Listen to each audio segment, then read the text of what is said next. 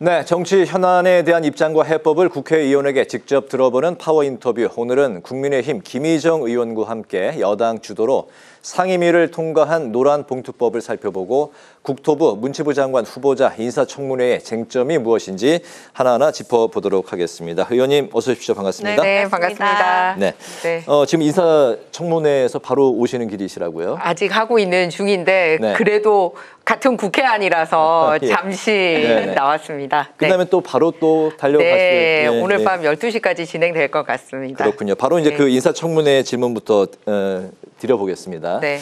오늘 국회에서는 국토부의 이제 김윤덕 문체부 최영 장관 후보자 인사청문회가 열렸는데 특히 이제 의원님께서 이제 계신 국토위에서는 김 후보자의 국토 부동산 분야 전문성을 두고 이제 공방을 벌였습니다. 그리고 이제 더불어 자녀 증여세의 납부 회피 의혹들도 다뤄졌는데 예. 김 후보자 청문회에서 이런 의혹들이 좀 어느 정도 해소가 됐을까요? 아직까지 진행 중이고요. 네.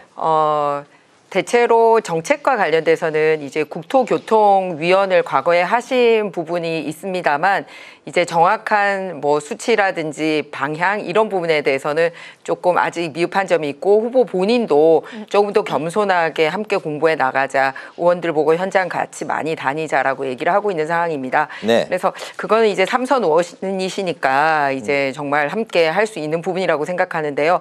문제되는 부분은 뭐냐면 개인적인 부분이기도 하지만 재산 과정이나 이런 부분에 있어서 이해 충돌 부분이 나온 부분이 아직 이제 해명이 안 되고 있는 부분이 있습니다. 네.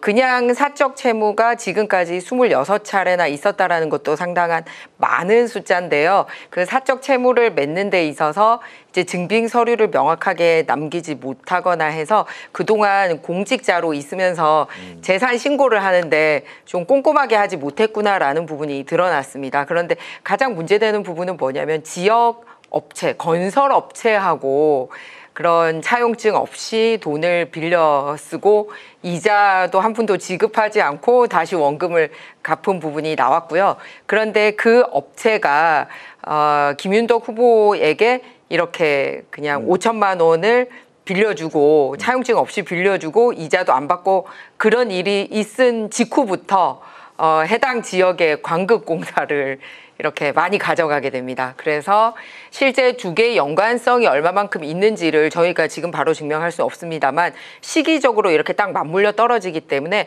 앞으로 더 큰 국가 관련된 공사를 해야 되는 상황에서 후보가 조금 조심해야 될 부분이지 않은가라는 부분하고요.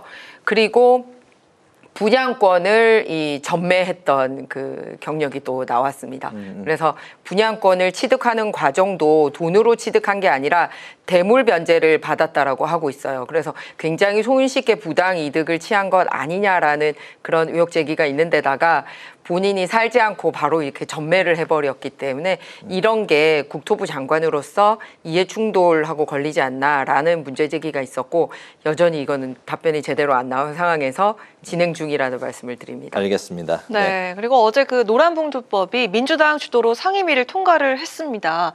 지금 민주당 측에서는 다음 달 4일 본회의 처리를 지금 예고를 한 반면에 국민의힘 측에서는 지금 필리버스터 이야기가 슬슬 나오고 있는데 이재명 대통령은 신속하게 처리해달라 이렇게 당부를 했었죠. 이거 좀 어떻게 처리가 돼야 할까요? 뭐 오늘 계속 얘기는 나누겠습니다만 일명 노란봉투법이나 상법 그리고 지금 8월 1일 전에 결론을 내야 되는 미국과의 관세 협상 이런 것들이 대내외적으로 우리나라에서의 그런 경제 이슈와 직결이 되고 있다라는 말씀을 드립니다. 특히 노란봉투법 관련돼서는 당연히 회사가 잘못하는 점이 있으면 이제 투쟁할 수 있는 그런 노동자의 권리는 보호받아야 되지만 이번에 개정안 돼서 온 거 보면은 직접 계약 맺은 사람만 해당이 되는 게 아니라 원청 기업까지 다 확대가 되니까 사실 기업하는 사람 입장에서는 이 하청 또 재하청에 있는 노동자들까지 무슨 일이 일어나는지 다 봐야 되고요. 그리고 혹시 불법하게 이런 투쟁이 있거나 또는 노사 분쟁 행위가 있어도 이거를 증명하기가 굉장히 어렵게 되는 상황입니다. 그렇다면 선의에 열심히 일하는 노동자들이 내가 일하는 사업장 말고 이런 다른 하청 기업이나 네. 또는 원청에서 일어나는 일 때문에 같이 피해를 보는 일이 생길 수 있다라는 문제가 네. 있고요. 그리고 보통 이제 노동권을 보장을 할 때 이런 쟁의나 이런 거를 할 때 직접적으로 노동자의 근무와 관련이 된 내용 말고 노동자하고 직접적인 관련 없는 경영자들의 구조조정 문제라든지 네. 경영 투자 방향이라든지 이런 것까지도 모두 다 대상으로 하겠다고 확대가 되고 있어서 사실 굉장히 기업하기 힘들어지지 않겠냐라고 경제 8단체에서 다 좀 불편하다. 이걸 해서는 우리가 한국에서 굉장히 기업하기 힘들다라는 네. 성명을 발표가 있었습니다. 근데 눈여겨볼 부분이 뭐냐면요. 네. 주한 유럽 상공회의소. 그러니까 한국에 와 있는 유럽의 기업인들이 만든 단체에서도 굉장히 강력하게 반발하고 나섰습니다. 뭐라고 하고 나섰냐면 기업인을 잠재적인 범죄자로 만들 수 있다. 그래서 우리는 한국 시장에서 이 법이 통과되면 철수한다. 수 있다. 네.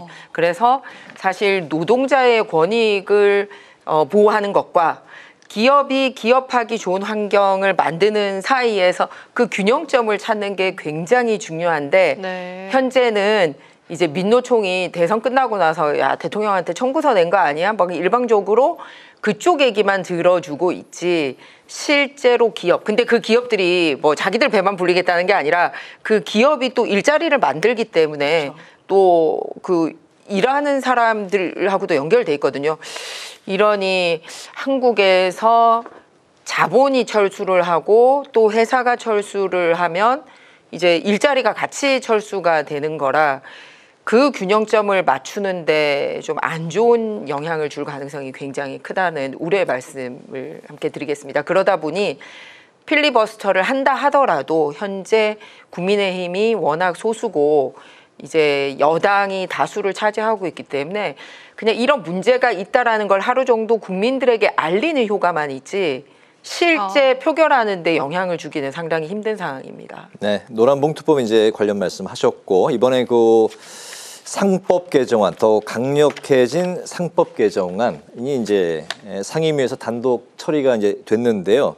핵심 내용이 이제 집중 투표제 의무화, 네. 그리고 이제 감사위원 분리 선출 확대 네. 아니겠습니까? 네. 이 부분, 이 상법 개정안은 좀 어떻게 평가하실까요? 이것도 역시 마찬가지입니다. 그 여야가 이번에 이렇게 정권 교체한 이후에 대표적으로 합의 처리에 이제 마음을 모았던 게 상법 개정안이고요. 네. 바로 이달 지금 같은 회기 중입니다. 같은 회기 중에 이달 초 3일에 합의한 상법 개정안이 통과가 된 바가 있습니다. 그동안은 이제 이 소수주주에는 신경을 못 쓰다가 네. 소수주주들에게까지 이렇게 신경을 써야 되는 걸로 법안이 확대가 됐단 말이에요. 네. 근데 이 상법 개정안이 그렇게 합의가 된 의미가 뭐냐면은 이제 자본시장법을 통해서 하자라는 입장이어서 국민의힘은 그런데 상법이라는 이름으로 갔기 때문에 상장법인 비상장법인에 대해서 소액주주를 보호하는 쪽으로 가닥은 잡았어요. 네. 그래서 기업이나 이 소액주주를 위해서 합의 처리를 하자라고 해서 지난번에 합의를 한 부분은 이미 법이 통과가 됐단 말이에요. 네. 근데 지금 제대로 시행도 안 해본 상황에서 지난번 합의가 안 된 추가 내용까지 바로 이제 단독 처리를 하니 그런 식으로 합의 처리를 했던 거를 깬다라는 거고 단계를 밟아서 사회적 수기를 거쳐가지고 이렇게 행동주의 펀드가 들어올 가능성이라든지 실제 소액주주를 빙자해가지고 해치펀드들 들어오는 거를 막아야 되는 그런 수기 기간을 둔 건데 이거 받고 추가 받고 이런 거예요. 그러니까 이것까지 받고 합의하자 했으면은 그래 그러면은 소위 다음번까지는 보고 또 합의해 갑시다 이렇게 돼야 되는데 이거 챙겨놓고 그때 합의 안 된 거는 또 단독으로 하고 그러니까 국회 안에 합의 정신 깬 것도 굉장히 문제고요. 그리고 그때 수기하자고 해놓고 한 달도 안 지나서 무슨 기업들이나 경제단체 얘기를 들어봤겠습니까? 그리고 1차 통과안에 대한 그 경제적이나 사회적 효과도 아직 안 본 상태란 말이에요.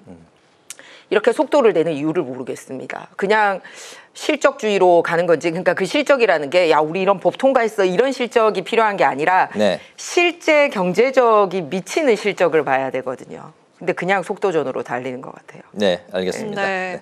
질문 하나 더 드리고 이어서 당 관련 질문 드릴 텐데요. 네. 이 답변을 좀 짧게 들어보도록 하겠습니다. 지금 관세 협상 시간, 네. 지금 그 미국과의 관세 협상 기간이 얼마 남지 않았는데 오늘 31일에 네. 미 재무장관과 만나서 관세 단판을 지을 예정인데 좀 분위기를 어떻게 짐작하고 계시는지. 이건 안 하면 안 되는 이유가 뭐냐면 날짜가 네. 정해져 있습니다. 그렇죠. 날짜가 정해져 있는 데다가 소위 우리랑 경쟁을 해야 되는, 미국 내에서 우리랑 경쟁을 해야 되는 대표적인 게 일본하고 EU란 말이에요. 거기는 이미 다 협상을 끝냈어요. 그렇죠. 그런데다가 우리랑 경쟁은 안 되는데 우리를 쫓아오고 있는 베트남, 인도네시아도 다 협상을 끝냈어요. 우리만 남은 거예요. 그러니까 협상 능력이나 미국하고의 관계에 있어서 벌써 이렇게 시간에 쫓기는 것 자체가 좋은 협상 방안이 아니거든요. 시간에 쫓기는 자가 네. 자기한테 불리하게 협상을 그렇죠. 갈 수밖에 없기 때문에 그런 마지막 순서가 된 게 굉장히 안타깝다.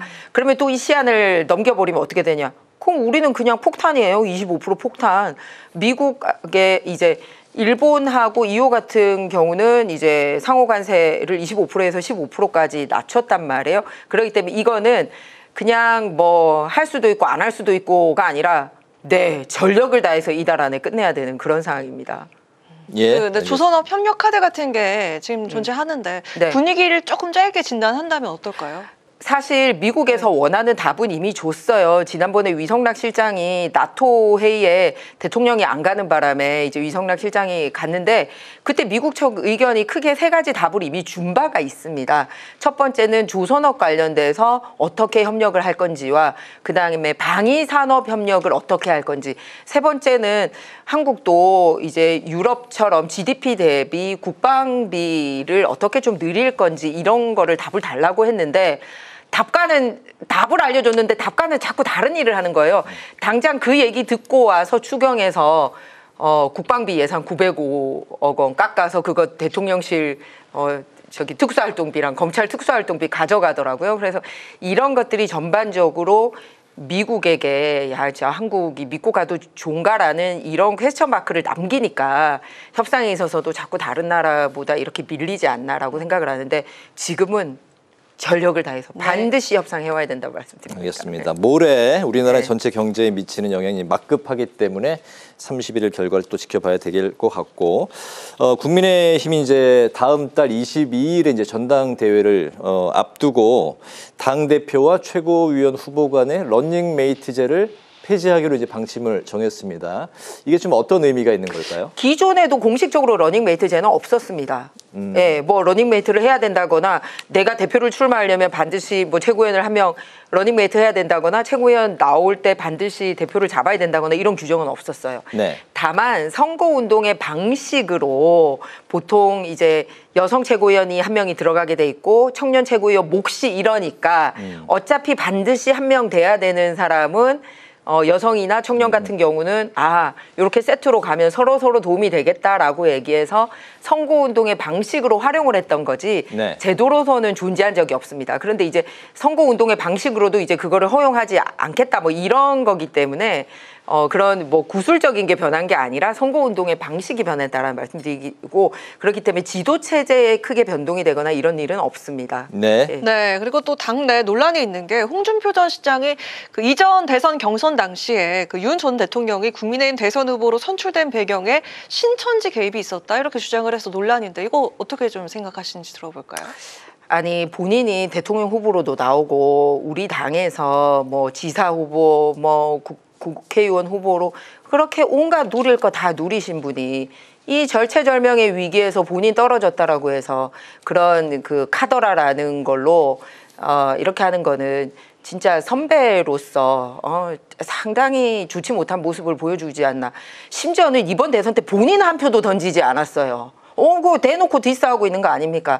근데 추가로 제가 드리고 싶은 말씀은 이준석 지금 현재 다른 당에 가 있는 대표가 뭐 윤석열 대통령과 그다지 사이가 좋은 대표가 네, 아니었습니다. 네. 그런데 지금 홍준표 이제 전 지사님이 말씀하시는 그 시기는 이준석 대표 시절이었고 그때도 그런 비슷한 뭐 이런 한간의 소문이 있어서 본인이 조사를 해봤다고 얘기를 했어요. 그런데 그렇게 뭉특이로 특정 시기에 들어오거나 한 사례가 없었고 뚜렷하게 혐의점을 발견하기 힘들었다라고 이준석 대표가 그 시기에 이미 한번 조사를 했다고 밝힌 바가 있습니다. 알겠습니다. 마지막 질문인데요. 이제 의원님이 22대 국회에 입성하면서 존재감 있고 가성비 좋은 국회의원이 되겠다. 예. 이렇게 이제 말씀을 하신 거 기억하시죠? 예, 그럼요. 부산 연제구 지역구에서만 이제 3선을 예. 이제 역임하고 계신데 여대 야소 상황이기 때문에 의정 활동이 이제 결코 뭐 이렇게 쉽지만은 않을 것 같습니다. 남은 임기 이제 한 뭐 3년 조금 남지 않았는데 어떤 정치를 펼치고 싶으십니까? 희망 정치 좀 마지막으로 들어볼까요? 일단 민생과 관련된 법안은 그 지금 현재 다수당인 여당도 꼼짝없이 함께 할 수 밖에 없는 그런 법안을 적극적으로 내서 통과시켰으면 하는데요. 네. 제가 이 국토위원회에 있다 보니 전세 사기가 굉장히 심각하다라는 것을 절감을 했습니다. 그래서 지난번에도 허그 보증을 이렇게 위조를 해서 네. 손해를 입은 사람들이 부산에만 있었었거든요. 네. 그래서 법을 소급 적용하는 법까지 제가 제안을 했더니 민주당도 같이 좋다고 해가지고 작년 12월 31일자로 통과를 시켜서 그 허그발 전세 사기 관련된 피해자들은 구제한 적이 있습니다. 네. 근데 이번에 제가 전세 사기 관련된 3법은 또 새로 제안한 게 있거든요. 대항력을 가지는 시점이 현재는 내가 지금 이렇게 전세 계약 맺어도요. 오늘 밤 12시 돼야지 그게 대항력이 생깁니다. 그러다 보니까 지금 계약 맺고 중간에 네, 딴짓해가지고 우선순위를 뒤로 밀려가지고 못 찾아가고 뭐 이런 것들이 있었어요. 그다음에 전세 사기범이 누군지를 알 수가 없어요. 그래서 이것도 진짜 이런 거 신상 공개해야 된다라는 것과 네. 그다음에 전세 사기범들이 이 돈을 안 주고 있지 실제로 금융 소득이나 이렇게 빼돌리는 거에 대해서 조사를 하거나 그런 권한을 이 국토 관련된 일하는 쪽에도 줬으면 좋겠다 이런 내용들입니다. 이런 거를 담아서 법안을 현재 제출해 뒀거든요. 그다음에 저출생산법, 전세 사기 3법, 그다음에 싱콜 관련된 조사 권한 지도 뭐 이런 안전 3법 이런 거는 여야 할 거 없이 모두 다 찬성해 주지 않을까라고 생각하고 그런 법안 다 제대로 통과시키도록 하겠습니다. 네, 저도 세입자 입장에서 전세 사기를 반드시 근절해 주시기를 네, 부탁을 드리겠습니다. 네. 이제 파워 인터뷰 마치겠습니다. 오늘은 국민의힘 김희정 의원을 모시고 말씀 드렸습니다. 말씀 잘 들었습니다. 네, 잘 고맙습니다. 들었습니다. 네, 감사합니다.